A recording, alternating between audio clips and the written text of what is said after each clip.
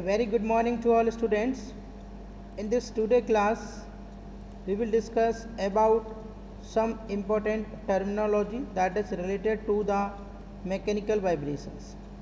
सबसे पहले अगर हम बात करते हैं ऑसिलेटिंग मोशन की, तो what do understand by the oscillating motion, तो हम यहाँ पर एक्सप्लेन कर सकते हैं कि the study of vibration is concerned with the oscillating motion of elastic bodies and force associated with them. यानी कि जब भी किसी पर्टिकुलर सिस्टम में हम वाइब्रेशन की स्टडी करेंगे तो वो वाइब्रेशन की स्टडी हमारी ऑसिलेटिंग मोशन से रिलेटेड होती है किसी भी इलास्टिक बॉडी की, एंड जो भी फोर्स होते हैं वो उससे एसोसिएटेड होते हैं। नेक्स्ट अगर मैं बात करूं, all bodies possessing mass and elasticity are capable of vibrations. तो जितनी भी बॉडीज़ हैं जिनके पास में मास और इलास्टिसिटी है वो सारी की सारी बॉडी कैपेबल हो सकती हैं किसी भी सिस्टम में वाइब्रेट करने के लिए। नेक्स्ट अगर हम यहाँ पर देखते हैं students, most engineering machines and structure experiences vibration to some degree and their design generally require considering of their oscillatory motions. यानी बहुत सारी ऐसी मशीन्स होती हैं, स्ट्रक्चर्स होते हैं। अगर हम मशीन्स की बात करें तो जितनी भी इंडस्ट्रीज़ हैं, अगर हम स्ट्रक्चर्स की बात करें तो स्ट्रक्चर्स में बड़ी बड़ी बिल्डिंग्स हैं, जितने भी ब्रिजेज हैं, ठीक है, जहाँ पर भी स्ट्रक्चर्स बनते हैं तो वहाँ पर प्रत्येक जो भी मशीन्स है या प्रत्येक जो भी स्ट्रक्चर है उसमें कुछ डिग्री ऑफ फ्रीडम होता है। जिस पर्टिकुलर डिग्री ऑफ फ्रीडम में वो सिस्टम वाइब्रेट करता है और उनकी डिज़ाइन को हम उसी तरीके से डिज़ाइन करते हैं by considering those degree of freedom. Oscillatory system can be broadly characterize as linear और नॉन लीनियर। तो जो भी ऑसिलेटरी सिस्टम होते हैं उसमें जो मोशन है वो लीनियर और नॉन लीनियर मोशन हो सकती है, जिसको हम यहाँ पर नेक्स्ट अगर हम बात करते हैं यहाँ पर next is linear system. Next one is the linear system. तो यहाँ पर हम देख सकते हैं the principle of superposition hold mathematical technique available for their analysis as well as develop. तो जितने भी पर्टिकुलर लीनियर सिस्टम होते हैं उन पर्टिकुलर लीनियर सिस्टम के लिए जो लॉ ऑफ सुपरपोजिशन है वो वैलिड होता है। जिस तरीके से हम मैथ्स में लीनियर सुपरपोजिशन का प्रिंसिपल अप्लाई कर सकते हैं, सिमिलर टू दैट वे अगर कोई भी बॉडी ऑसिलेटिंग मोशन कर रही है तो उसकी मोशन को हम एक लीनियर सिस्टम की तरह ऐड कर सकते हैं। अब नॉन लीनियर सिस्टम क्या होता है? Non linear system does not follow the principle of superposition. यानी नॉन लीनियर सिस्टम सुपरपोजिशन का जो प्रिंसिपल है उसको फॉलो नहीं करता है। अगर हम यहाँ पर बात करते हैं the technique for the analysis of the non linear system are under development. तो जो भी टेक्निक हैं एनालिसिस की of the non linear system are under development है, ठीक है, और less well known and difficult to apply. Next अगर हम बात करते हैं नॉन लीनियर सिस्टम में और क्या होता है, all the system tend to become non linear. प्रत्येक सिस्टम नॉन लीनियर की तरफ टेंडेंसी करेगा with increasing amplitude of oscillations. अगर उसका एम्पलीट्यूड ऑफ वाइब्रेशन या एम्पलीट्यूड ऑफ ऑसिलेशन उसकी मीन पोजीशन से इंक्रीज़ हो रहा है, ठीक है, या बियॉन्ड लिमिट से ज़्यादा है, तो उसको हम लीनियर मोशन कंसिडर नहीं कर सकते हैं, उस मोशन को नॉन लीनियर मोशन कंसिडर करेंगे। There are two general classes of vibration, one is free और फोर्स वाइब्रेशन। यानी किसी भी बॉडी के अंदर दो टाइप के वाइब्रेशंस आपके हो सकते हैं, one is free vibration and another one is the force vibrations. अगर मैं यहाँ पर बात करता हूँ किसकी, फ्री वाइब्रेशंस की, तो फर्स्ट वन आप यहाँ पे देख सकते हैं, free vibration take place when a system oscillate under the action of forces inherent in the system itself due to initial disturbance.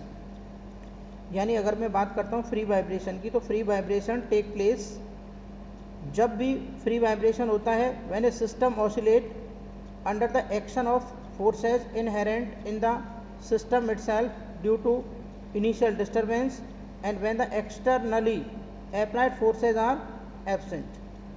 Next one अगर मैं बात करूँ, the system under free vibration will vibrate at one or more of its natural frequencies which are properties of the dynamical system established by its mass and stiffness distribution. Force vibrations की बात करते हैं हम, तो अगर किसी भी system के अंदर फोर्स वाइब्रेशन जनरेट होते हैं तो the vibration that take place under the excitation of external forces is called force vibration. यानी कि अगर किसी सिस्टम में हम एक्सटर्नली फोर्स अप्लाई करते हैं और एक्सटर्नली फोर्स अप्लाई करके उस सिस्टम को हम वाइब्रेट करते हैं और वो सिस्टम वाइब्रेट करता है और फोर्स कंटिन्यूसली अप्लाइड होता है, तो जो वाइब्रेशन है वो फोर्स वाइब्रेशन कहलाते हैं।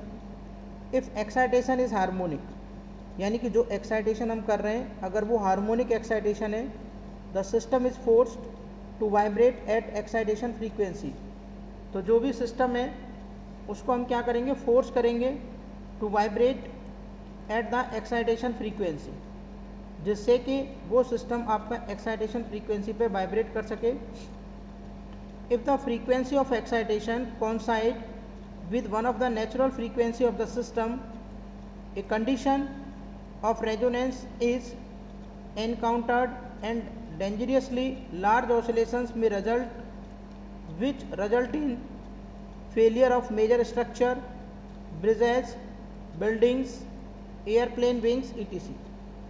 यानी अगर हम बात करते हैं किसकी, कि एक condition of resonance is encountered and dangerously large, यानी अगर आपके जो भी पर्टिकुलर वाइब्रेशन है वो इंक्रीज होते हैं और वो इंक्रीज होते हैं पर्टिकुलर बियॉन्ड द लिमिट से ज़्यादा अगर वो इंक्रीज होते हैं तो उन वाइब्रेशंस को हम क्या बोलते हैं, फोर्स वाइब्रेशंस बोलते हैं।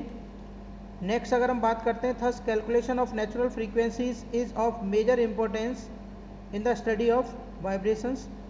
तो जब भी हम फोर्स वाइब्रेशन की स्टडी करते हैं तो उसमें जो नेचुरल फ्रीक्वेंसी है, ठीक है, वाइब्रेशन की, उनकी स्टडी करना मेजर इंपॉर्टेंट पॉइंट्स होता है।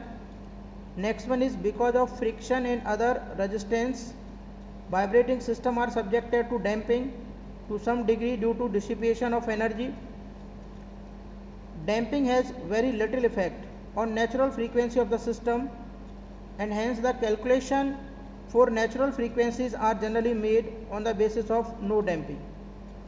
नेक्स्ट वन आप देख सकते हैं, damping is of great importance in the limiting amplitude of oscillation at resonance. Next अगर मैं बात करता हूँ डिग्री ऑफ फ्रीडम की, डिग्री ऑफ फ्रीडम में आप यहाँ पर देख सकते हैं, the number of independent coordinate required to describe the motion of a system is termed as degree of freedom. जैसे किसी भी पार्टिकल की मोशन अगर हमें डिस्क्राइब करनी है तो मैक्सिमम डिग्री ऑफ फ्रीडम कितने हो सकते हैं, 3। अगर किसी रिजिड बॉडी की हमें मोशन डिस्क्राइब करनी है तो 3।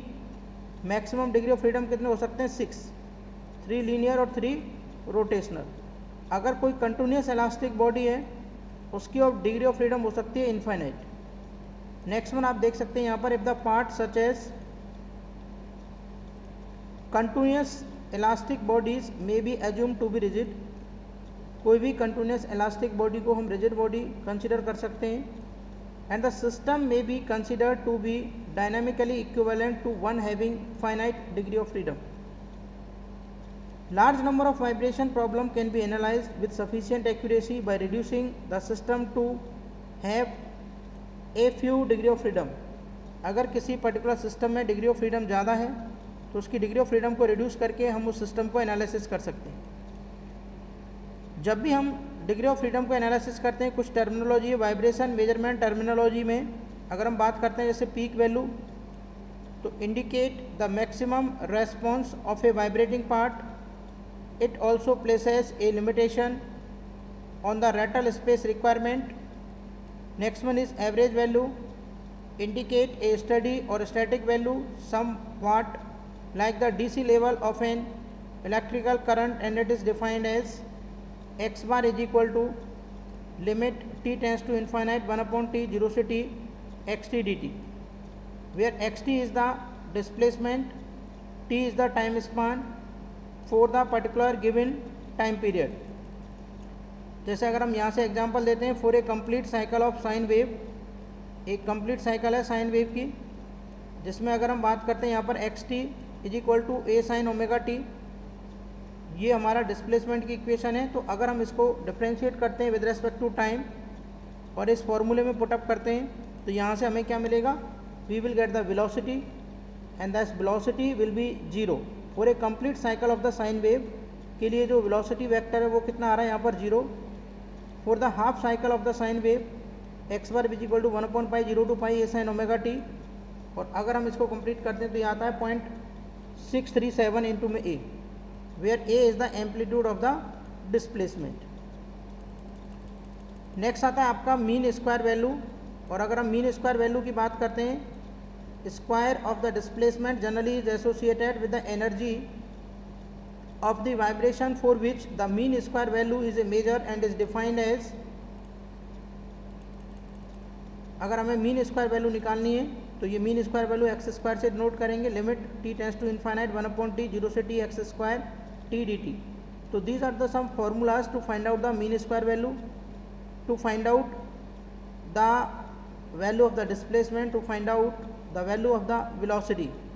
ठीक है, तो ये सारे के सारे क्या हैं, फॉर्मूले हैं, हम किसी भी पर्टिकुलर इक्वेशंस में अप्लाई करके निकाल सकते हैं। जैसे एग्जांपल है, for a complete cycle of sine wave अगर हमें दे रखी है xt equal to a sin omega t, इसके लिए अगर हमें mean square value find out करनी है तो x square equal to limit a square t 0 से t 1 minus cos 2 omega t divide by 2 dt। इसको सॉल्व किया तो ये वैल्यू कितनी आ रही है आपकी a²/2। और अगर हमें इसकी root mean square value find out करनी है तो this is the square root of the mean square value. For example, for a complete sine wave x r m s is equal to x r m s का whole square, और ये value हमें यहाँ पर get हो जाएगी। Thank you very much.